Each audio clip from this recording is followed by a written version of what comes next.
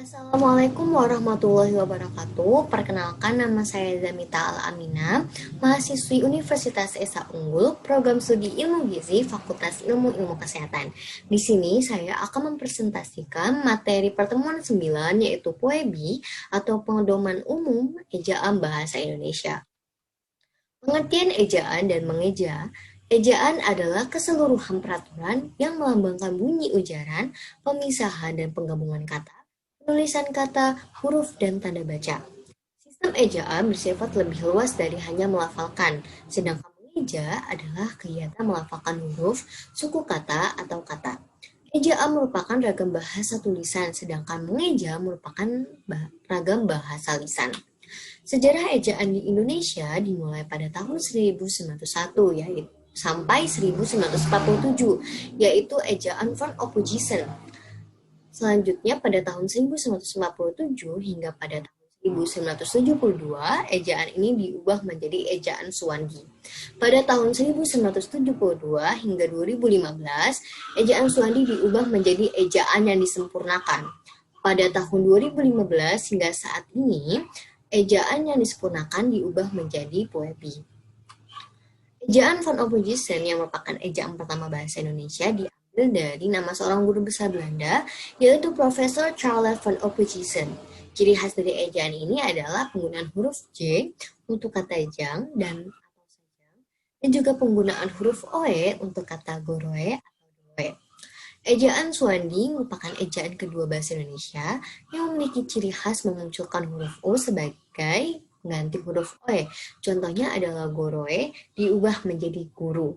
Menggantikan tanda diakritik seperti bapak menjadi bapak dengan huruf K sebagai bunyi sentak. Yang ketiga yaitu ejaan yang disempurnakan atau EYD yang merupakan ejaan ketiga bahasa Indonesia. Ejaan ini dibentuk untuk menyempurnakan ejaan sebelumnya yaitu ejaan Suwandi yang sudah 25 tahun dipakai. Yang keempat yaitu POEBI atau Pedoman Umum Ejaan Bahasa Indonesia yang merupakan ejaan keempat bahasa Indonesia dan ejaan yang masih kita pakai hingga saat ini. Revisi-revisi dari ejaan ini dipengaruhi oleh zaman dan juga bertujuan untuk menyempurnakan bahasa agar mudah dimengerti dan dipahami. Perubahan-perubahan pada POEBI. Perubahan pertama yaitu penambahan huruf diftong. Karena bahasa Indonesia banyak menyerap istilah dari bahasa asing, sehingga menyebabkan penambahan huruf diftong. Saat ini terdapat 4 huruf diftong dalam bahasa Indonesia, yakni au, ai, dan oi. Kedua, penggunaan huruf tebal. Penggunaan huruf tebal belum diatur pada ejaan sebelumnya. Penggunaan huruf tebal biasanya digunakan untuk mempertegas bagian yang ditulis miring atau tulisan yang telah dimiringkan. Huruf tebal juga digunakan untuk menegaskan bagian-bagian karangan seperti judul buku, bab, atau subbab. Yang ketiga yaitu penggunaan huruf kapital. Pada ejaan bahasa Indonesia sebelum POEBI tidak diterapkan penggunaan huruf kapital untuk julukan, sedangkan pada ejaan POEBI terdapat unsur julukan yang akan ditulis dengan awal huruf kapital.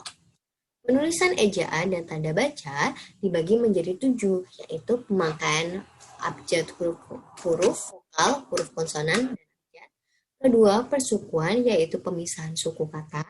Ketiga, penulisan huruf besar. Keempat, penulisan huruf miring. Kelima, penulisan kata dasar, kata ulang, kata ribuan, gabungan kata. Keenam, penulisan angka dan lambang bilangan. Ketujuh, penempatan tanda baca atau punktuasi. Penulisan huruf kapital, huruf besar atau kapital digunakan sebagai huruf pertama kalimat berupa petikan langsung. Kedua, huruf besar atau kapital dipakai sebagai huruf pertama dalam hal keagamaan dan juga sebagai huruf pertama nama gelar, jabatan, dan pangkat yang diikuti nama orang.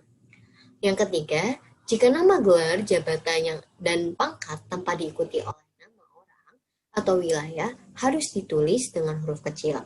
Keempat, huruf besar atau kapital digunakan sebagai huruf pertama nama tahun, bulan, hari, hari raya, dan peristiwa sejarah. Kelima, huruf besar atau kapital dipakai sebagai huruf pertama nama resmi badan, lembaga pemerintah, ketenaga kerjaan, serta dokumentasi resmi. Keenam, huruf besar atau kapital digunakan sebagai huruf pertama kata petunjuk penunjuk hubungan kekerabatan seperti bapak, ibu, saudara, dan lain-lain. Penulisan huruf miring. Penulisan huruf miring biasa digunakan untuk menuliskan nama buku, majalah, dan surat kabar yang dikutip dalam bentuk karangan. Contohnya seperti buku Negara Kertagama dikarang oleh Empu Prapanca. Berita itu sudah saya baca dalam surat kabar Angkatan Bersenjata dan Republika. Penulisan kata dibagi menjadi dua, yaitu kata dasar yang bisa berdiri sendiri dan kata turunan atau imbuhan ditulis serangkai dengan kata dasarnya. Jika gabungan kata hanya mendapatkan awalan atau akhiran, maka awalan atau akhiran itu ditulis serangkai dengan kata yang bersangkutan. Contohnya kata bakunya adalah dididik, disuruh, kesampingkan, hancur, leburkan. Kata tidak bakunya dididik, disuruh, kesampingkan, hancur, leburkan. Penulisan unsur serapan dibagi menjadi dua golongan. Pertama yaitu unsur yang belum sepenuhnya terserap ke dalam bahasa Indonesia, seperti Roosevelt and Shuttlecock. Yang kedua adalah unsur asing yang pengucapan dan penulisannya sudah disesuaikan dengan kaidah bahasa Indonesia. Contohnya seperti implementasi, standarisasi, dan objektif. Contoh lainnya adalah risk menjadi risiko, sistem menjadi sistem, teknologi menjadi teknologi, metode menjadi metode, percentage menjadi persentase. Pemakaian tanda baca. Pertama yaitu tanda titik. Tanda titik dibagi menjadi 7, yaitu tanda titik digunakan pada akhir singkatan nama orang. Kedua, tanda titik dipakai pada singkatan gelar, jabatan, pangkat, dan sapaan. Ketiga, tanda titik digunakan pada singkatan kata atau ungkapan yang sudah umum dan ditulis dengan huruf kecil.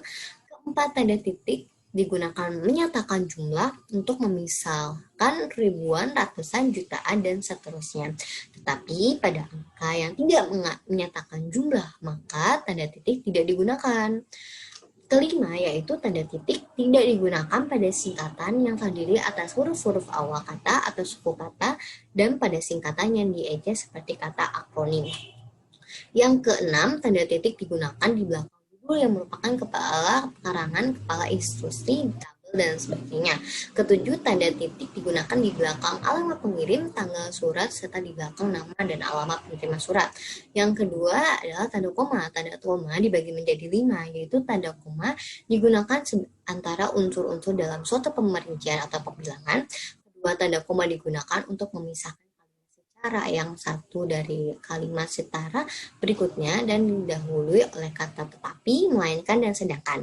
Ketiga itu tanda koma digunakan untuk memisahkan anak kalimat dari induk kalimat.